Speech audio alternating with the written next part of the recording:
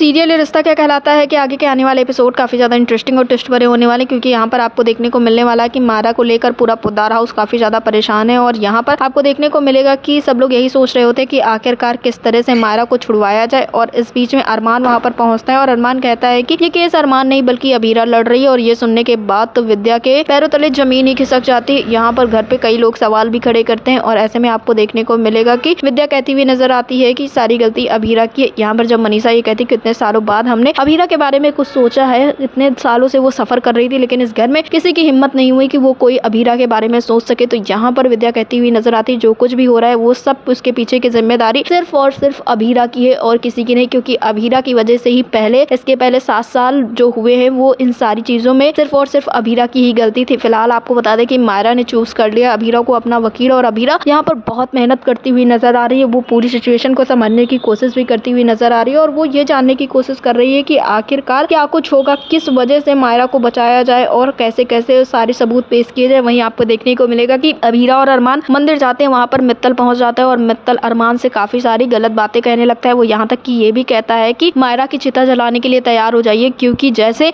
मेरी मेहर को मारा है तुम्हारी बेटी ने वैसे ही मैं तुम्हारी मायरा को मार दूंगा। और यहाँ पर फिर अरमान जो है वो दिग्विजय यहाँ पर मित्तल के ऊपर काफी ज्यादा हावी हो जाता है, उसे मारने लगता है। वहीं पर आपको देखने को मिलेगा किसी तरह से अबीरा सिचुएशन को संभालती है और अब आपको देखने को मिलने वाला है कि एक बार फिर से विद्या गड़े मुर्दे उखाड़ने लगी है। वो कहती हुई नजर आती है कि इन सारी चीजों के पीछे अबीरा ही जिम्मेदार है और अबीरा इस घर में कभी लौट के वापस नहीं आ सकती है। तो यहाँ पर आर्यन को भी बोलना पड़ता है और तान्या भी ये बोलती हुई नजर आती है कि शायद मायरा को अब अपनी माँ के बारे में चीजें समझ आ रही है, उसे अपनी माँ की वैल्यू समझ में आ रही है और ममता आज जागी गई आखिरकार। तो यहाँ पर आपको देखने को मिलने वाला है कि सब लोग तो धीरे धीरे अबीरा की तरफ चले गए, लेकिन यहाँ पर विद्या तो अब भी अबीरा से दुश्मनी निभाती हुई भी नजर आती है। तो यहाँ पर जो दादी साहब होती हैं वो दौर याद दिलाती हैं जब अरमान मायरा को लेकर भाग गया था और यहाँ पर सिर्फ और सिर्फ अबीरा उसे संभाल रही थी। तो यहाँ पर दादी साहब ये कहती हुई नजर आती कि विद्या इतनी भी एहसान फरामोश ना बनो कि तुम वो सारी चीज़ें ही भूल जाओ तो तुम्हारे लिए किया करती थी वो लड़की। अब यहाँ पर आपको देखने को मिलने वाला है कि